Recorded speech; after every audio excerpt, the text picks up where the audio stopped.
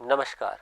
आज हम चर्चा करेंगे हमारी एनसीईआरटी की कक्षा 11वीं की रसायन विज्ञान की पाठ्य पुस्तक के अध्याय 8 रेडॉक्स अभिक्रियाओं के भाग 2 के बारे में। भाग 1 में हमने पढ़ा था कि ऑक्सीकरण व अपचयन अभिक्रियाओं को कैसे पहचानते हैं तथा किसी यौगिक में या आयन में किसी तत्व का ऑक्सीकरण किस प्रकार निकाला जाता है।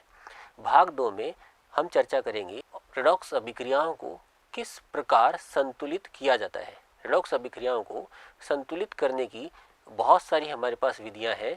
2 विधियों की हम लोग यहाँ चर्चा करेंगे।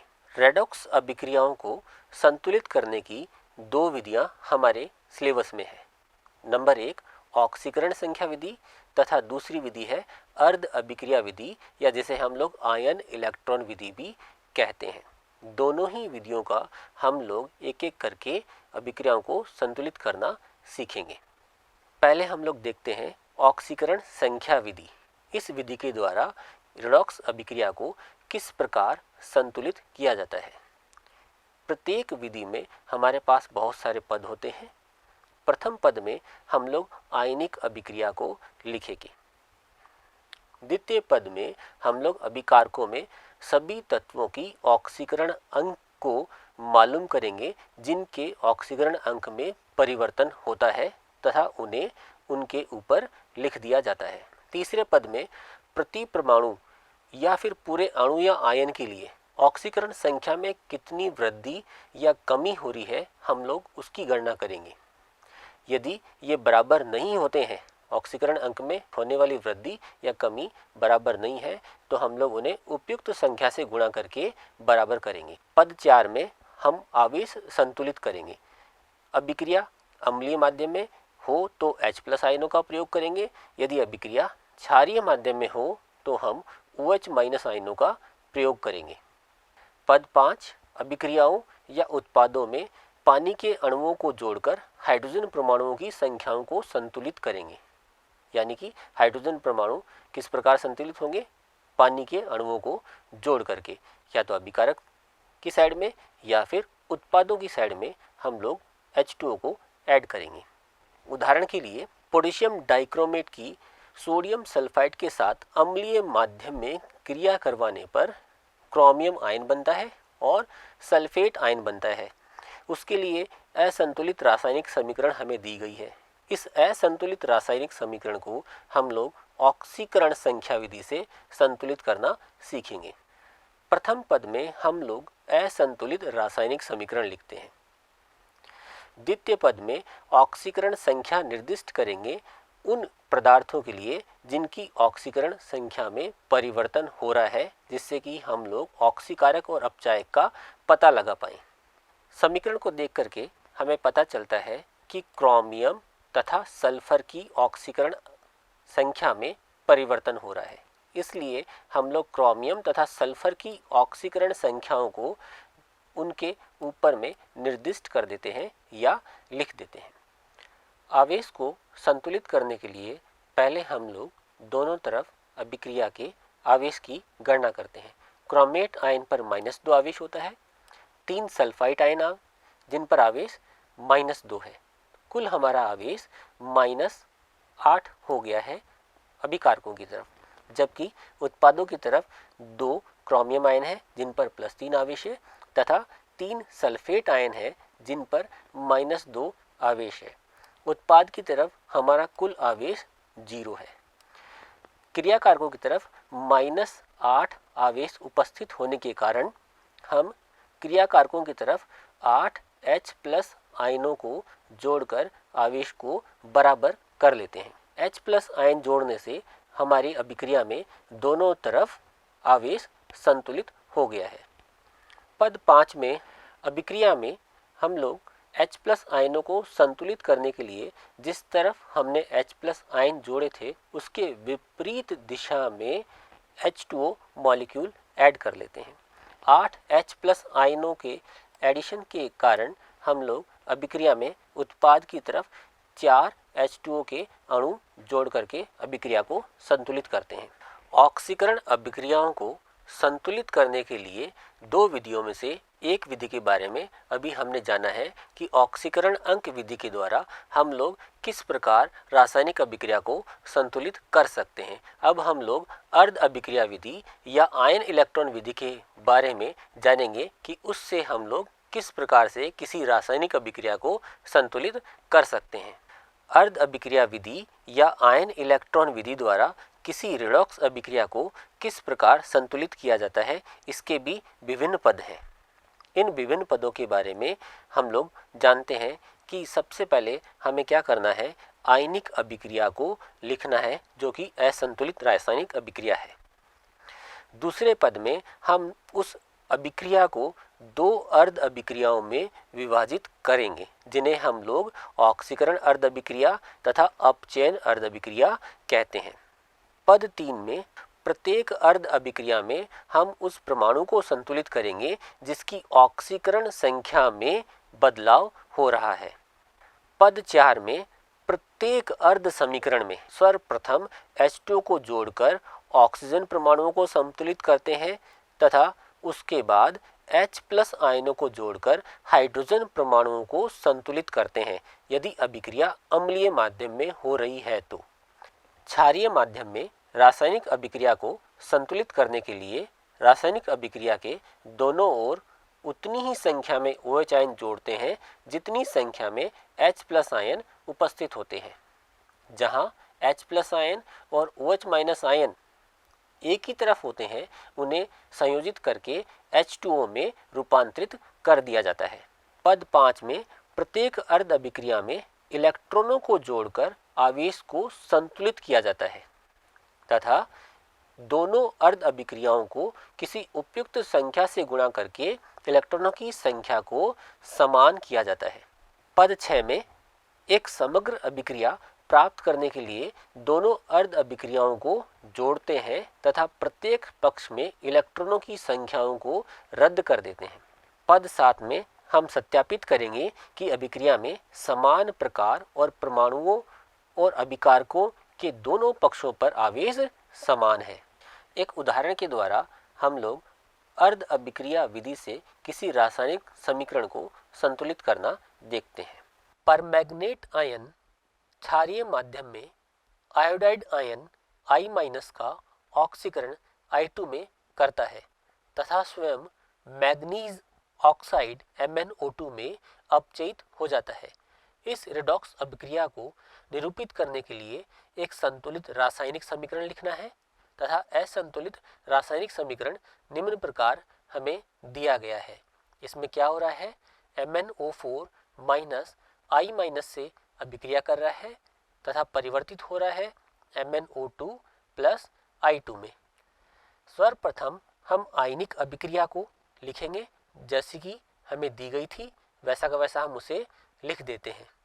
दूसरे पद में उस असंतुलित रासायनिक अभिक्रिया को दो अर्ध अभिक्रियाओं में विभाजित कर देते हैं जिसे ऑक्सीकरण अर्ध अभिक्रिया तथा अपचयन अर्ध अभिक्रिया कहा जाता है। इस उदाहरण में I- का ऑक्सीकरण I2 में हुआ है, इसलिए उसे ऑक्सीकरण अर्ध अभिक्रिया तथा MnO4- का अपचयन MnO2 में हुआ है, इसलिए इसे अपचयन अर्ध अभिक्रिया कहा जाता है। पद 3 में उस परमाणु को संतुलित करेंगे जिसकी ऑक्सीकरण संख्या में परिवर्तन हो रहा है।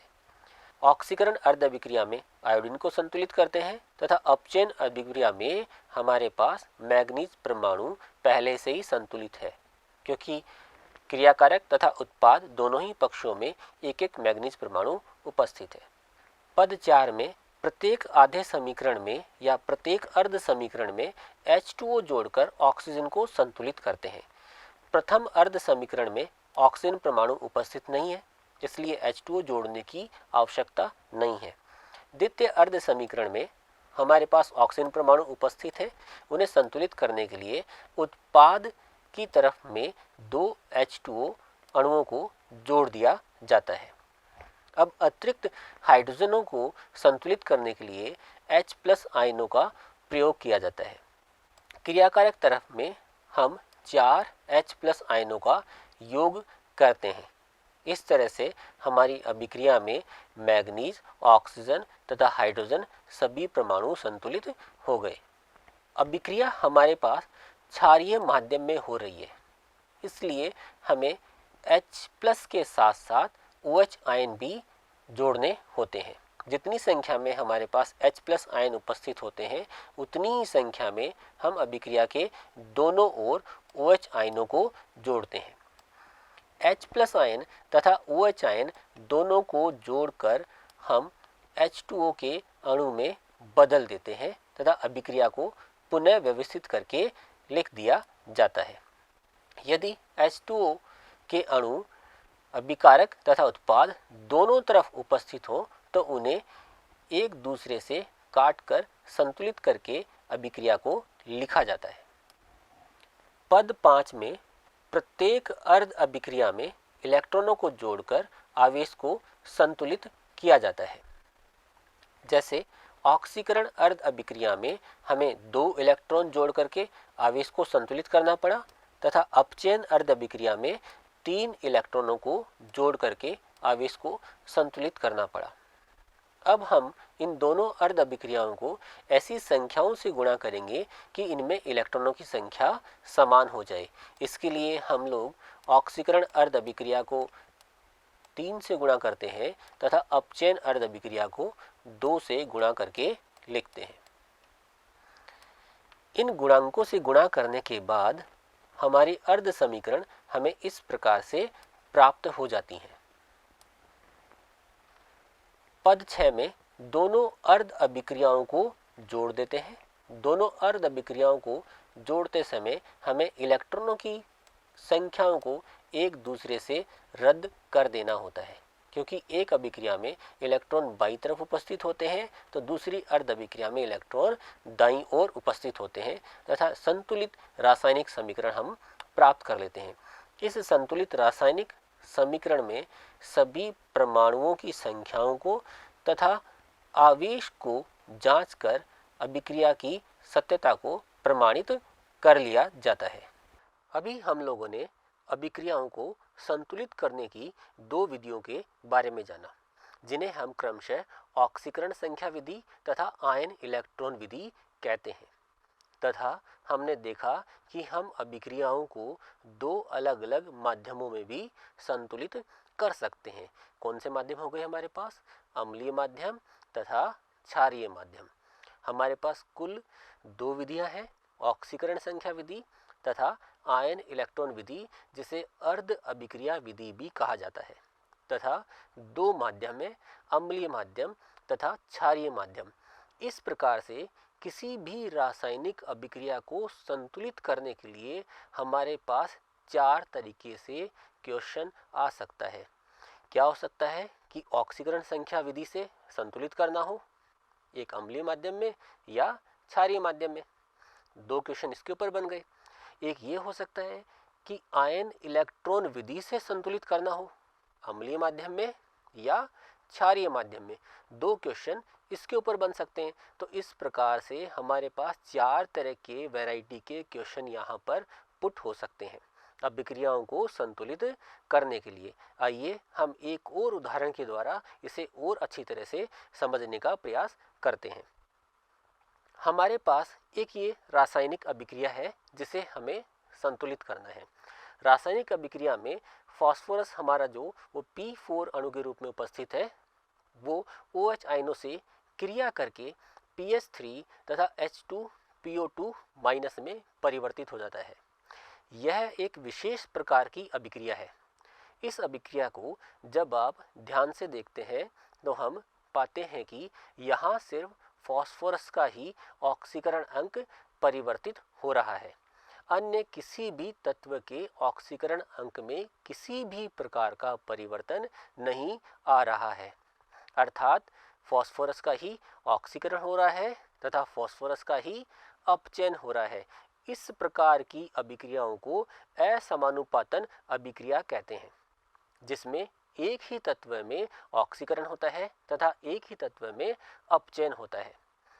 इस अभिक्रिया को हम दोनों विधियों से संतुलित करके देखेंगे तथा साथ ही साथ दोनों प्रकार के माध्यमों में हम इस अभिक्रिया को संतुलित करके देखेंगे। इस तरह से हम इस एक क्वेश्चन को 4 प्रकार से सरल करके देखने वाले हैं। सर्वप्रथम ऑक्सीकरण संख्या विधि से हम इस रासायनिक अभिक्रिया को संतुलित करने का प्रयास करते हैं। रासायनिक अभिक्रिया को लिखने के बाद हम उन तत्वों की ऑक्सीकरण संख्या लिखते हैं जिनमें परिवर्तन हो रहा है। यहाँ सिर्फ हमारे पास में फास्फोरस के ऑक्सीकरण अंकों में परिवर्तन आ रहा है, इसलिए फास्फोरस के ऑक्सीकरण अंक उसके ऊपर ही लिख दिए जाते हैं। फास्फोरस P4 में उसका ऑक्सीकरण अंक 0 है, PS3 में फास्फोरस का ऑक्सीकरण अंक -3 है तथा H2PO2- में फास्फोरस का ऑक्सीकरण अंक +1 है।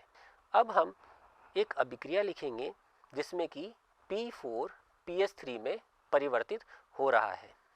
सर्वप्रथम हम लोगों का कार्य क्या है, हम उस तत्व को संतुलित करते हैं जिसके ऑक्सीकरण अंक में परिवर्तन हो रहा होता है। इसलिए हमारी बाईं तरफ 4 फास्फोरस के परमाणु उपस्थित हैं, हम PS3 को 4 से गुणा कर देते हैं। अब हम देखते हैं कि फास्फोरस के ऑक्सीकरण अंक में कितना परिवर्तन आ रहा है इस विशेष अभिक्रिया में ही। फास्फोरस का ऑक्सीकरण अंक 0 से -3 हो गया, अर्थात यहाँ पर -3 का परिवर्तन है एक परमाणु के लिए। कुल हमारे पास यहाँ 4 परमाणु उपस्थित है, अतः -3 को 4 से गुणा करेंगे तो हम देखते हैं कि यहाँ ऑक्सीकरण अंक में कुल परिवर्तन -12 आता है। ये हमारा समीकरण नंबर 1 हो गया है। अब हम दूसरा समीकरण तैयार करते हैं जिसमें P4 H2PO2- में परिवर्तित हो रहा है। सर्वप्रथम हम फास्फोरस को संतुलित करेंगे। H2PO2- को 4 से गुणा करने पर फास्फोरस बाईं तरफ तथा दाईं तरफ संतुलित हो जाता है। यहाँ देखते हैं कि फास्फोरस के ऑक्सीकरण अंक में परिवर्तन 1 का होता है। 4 फास्फोरस परमाणु उपस्थित है, इसलिए उसे 4 से गुणा करते हैं तो कुल ऑक्सीकरण अंक में परिवर्तन कितना आ गया हमारे पास, +4। ये हमारा समीकरण 2 तैयार हो गया। अब समीकरण 1 और 2 को ऐसी संख्याओं से गुणा करेंगे कि उनमें होने वाले ऑक्सीकरण अंकों का परिवर्तन समान हो जाए। इसके लिए हम समीकरण 2 को 3 से गुणा करते हैं तथा समीकरण 1 में जोड़ देते हैं। समीकरण 2 को 3 से गुणा करेंगे तो हमारा मान आएगा +12 और -12 को जोड़ेंगे तो कुल हमारा कितना हो जाएगा, 0। ऑक्सीकरण अंक में होने वाला परिवर्तन हमारा 0 हो जाएगा। जब इन दोनों समीकरणों को समीकरण 1 में समीकरण 2 को जोड़ते हैं 3 से गुणा करने के बाद तो हमें एक समीकरण इस प्रकार से प्राप्त हो जाता है। अब यहाँ एक ध्यान देने योग्य बात यह है कि देखिए यहाँ पर 4 है, ये भी 4 है और यहाँ पर 12 आ रहा है। ये किसी संख्या से विभाजित हो सकते हैं, हाँ 4 से विभाजित हो सकते हैं, तो हम इन सब को 4 से विभाजित करके इस समीकरण को और भी अधिक सरलीकृत कर लेते हैं। समीकरण को सरलीकृत करने के पश्चात हमें ये समीकरण इस रूप में प्राप्त हो गया है। अब हम ऑक्सीजन परमाणुओं को संतुलित करेंगे। हम देखते हैं कि समीकरण में दाईं ओर 3 दूनी 6, 3 × 2 यानी 6 ऑक्सीजन के परमाणु उपस्थित है। इसके लिए हम समीकरण में बाईं ओर 6 H2O के मॉलिक्यूल को ऐड कर देते हैं। इसके पश्चात हम हाइड्रोजन परमाणुओं को संतुलित करते हैं। इसके लिए जिस भी दिशा में हाइड्रोजन परमाणुओं की संख्या कम होती है उस दिशा में उतने ही H+ आयन जोड़ दिए जाते हैं। समीकरण में देखते हैं कि हमारे पास दाईं ओर H+ आयनों की संख्या कम है। कितनी कम है, 3। इसलिए हम समीकरण में दाईं ओर 3 H+ आयन जोड़ देंगे। H+ आयन जोड़ने के बाद समीकरण हमें इस रूप में प्राप्त हो जाती है। यह समीकरण हमारी अम्लीय माध्यम में संतुलित हो गई है। अगर ये समीकरण को हमें क्षारीय माध्यम में संतुलित करना हो तो इसके लिए हम क्या करेंगे, जितनी संख्या में H+ आयन हमारे पास उपस्थित हैं उतनी ही संख्या में समीकरण के दोनों ओर OH आयनों को जोड़ दिया जाता है। इसलिए समीकरण में दोनों ओर 3-3 OH आयन हम जोड़ देते हैं। समीकरण के जिस भाग में H+ आयन तथा OH आयन दोनों आते हैं उन्हें मिला करके H2O का अणु बना दिया जाता है।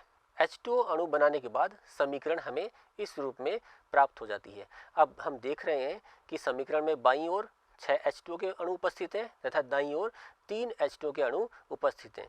इन्हें परस्पर निरस्त करके कुल H2O के अणु देखते हैं। हमारे पास बाईं ओर 3 H2O के अणु प्राप्त हो जाते हैं। अब हमारी ये समीकरण क्षारीय माध्यम में पूर्णतया संतुलित हो चुकी है। अब इसी समीकरण को हम आयन इलेक्ट्रॉन की विधि के द्वारा संतुलित करने का प्रयास करते हैं। यह समीकरण हमारे पास है। हमको ध्यान देना है कि इसमें किन किन तत्वों की ऑक्सीकरण संख्या में परिवर्तन हो रहा है। यहाँ सिर्फ फास्फोरस की ऑक्सीकरण संख्या में परिवर्तन हो रहा है। पहले हम ऑक्सीकारक अर्ध अभिक्रिया लिखेंगे। ऑक्सीकारक अर्ध अभिक्रिया वह अभिक्रिया होती है जिसमें अपचयन होता है। P4 4PS3 में परिवर्तित हो रहा है। अब यहाँ हम पहले फास्फोरस को संतुलित करते हैं, इसलिए PS3 को 4 से गुणा कर दिया जाता है। नेक्स्ट स्टेप में हमें ऑक्सीजन को संतुलित करना होता है। यहाँ ऑक्सीजन उपस्थित नहीं है, अतः हम हाइड्रोजन को संतुलित करेंगे। हाइड्रोजन को संतुलित करने के लिए हम H+ आयनों का प्रयोग करते हैं। जब ये सब संतुलित हो जाते हैं, हमें आवेश का संतुलन करना होता है। आवेश को संतुलित करने के लिए हम इलेक्ट्रॉनों का प्रयोग करते हैं। ऑक्सीकारक अर्ध अभिक्रिया में इलेक्ट्रॉन बाईं ओर जुड़ते हैं, क्योंकि यह अभिक्रिया क्या है, यहाँ पर अपचयन हो रहा है। अपचयन का अर्थ होता है इलेक्ट्रॉनों का जुड़ना। इस प्रकार हमें समीकरण 1 प्राप्त हो जाती है। अब अपचायक अर्ध अभिक्रिया हम लिखते हैं, जिसमें कि हमारा P4 H2PO2- में परिवर्तित हो रहा है। सर्वप्रथम हम फास्फोरस को संतुलित करने के लिए इसे 4 से गुणा कर देते हैं। अब हमें ऑक्सीजन को संतुलित करना है, उसके लिए H2O का योग किया जाता है। H2O को हमने बाईं ओर समीकरण में जोड़ दिया है। अब हमें हाइड्रोजन परमाणुओं को संतुलित करना है, जिसके लिए हम H+ आयनों का उपयोग करते हुए हाइड्रोजन परमाणुओं को संतुलित कर देते हैं तथा आवेश को संतुलित करने के लिए इलेक्ट्रॉनों का उपयोग किया जाता है। अपचायक अर्ध अभिक्रिया में इलेक्ट्रॉन दाईं ओर जोड़े जाते हैं, क्योंकि यह अभिक्रिया में ऑक्सीकरण हो रहा है। ऑक्सीकरण का अर्थ होता है इलेक्ट्रॉनों का त्याग होना। अब हमें समीकरण 2 भी प्राप्त हो चुका है। समीकरण 1 व 2 का जब हम अध्ययन करते हैं तो पाते हैं कि समीकरण 1 में 12 इलेक्ट्रॉन है तथा समीकरण 2 में हमारे पास 4 इलेक्ट्रॉन है। अतः इन समीकरणों को ऐसी संख्या से गुणा करते हैं कि इनमें इलेक्ट्रॉनों की संख्या समान हो जाए। इसके लिए हम समीकरण 2 को 3 से गुणा करके समीकरण 1 में जोड़ देते हैं, जिससे हमें ये समीकरण इस प्रकार प्राप्त होती है। इसमें भी ध्यान देने योग्य बात यह है कि जो हमारे गुणांक हैं, जिन्हें स्टोइकियोमेट्रिक गुणांक कहते हैं, ये किसी संख्या से विभाजित हो सकते हैं। इन्हें उस संख्या से विभाजित करके इन्हें सरल रूप में हम प्राप्त करने का प्रयास करते हैं। समीकरण सरलीकृत रूप में हमें इस प्रकार से प्राप्त हो जाती है। जब हमें समीकरण प्राप्त हो गई तो हम समीकरण में देखते हैं कि यहाँ पर हमारे पास में यह अभिक्रिया अम्लीय माध्यम में पूर्णतया संतुलित हो चुकी है। अब इस अभिक्रिया को क्षारीय माध्यम में संतुलित करने के लिए हम क्या करेंगे कि जिस ओर H+ आयन उपस्थित है, जितनी संख्या में समीकरण के दोनों ओर उतनी ही संख्या में OH आयनों का योग कर देते हैं। समीकरण में जिस ओर H+ आयन तथा OH आयन दोनों आते हैं, उन्हें जोड़ करके H2O बना दिया जाता है।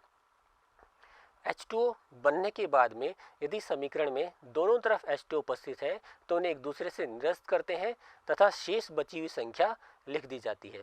अब आप देखेंगे कि यह समीकरण हमारी क्षारीय माध्यम में भी पूर्णतया संतुलित हो चुकी है।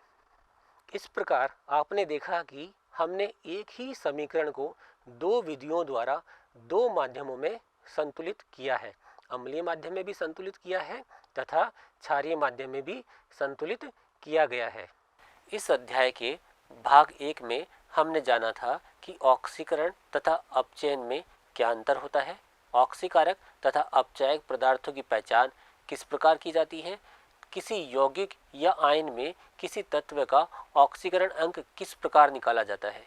आज इस अध्याय के भाग 2 में हमने देखा कि ऑक्सीकरण अपचयन अर्ध अभिक्रियाओं को अम्लीय क्षारीय माध्यम में ऑक्सीकरण संख्या विधि या आयन इलेक्ट्रॉन विधि द्वारा किस प्रकार संतुलित किया जाता है, ये हमने उदाहरण सहित समझा। मिलेंगे अगले अध्याय में, तब तक के लिए धन्यवाद।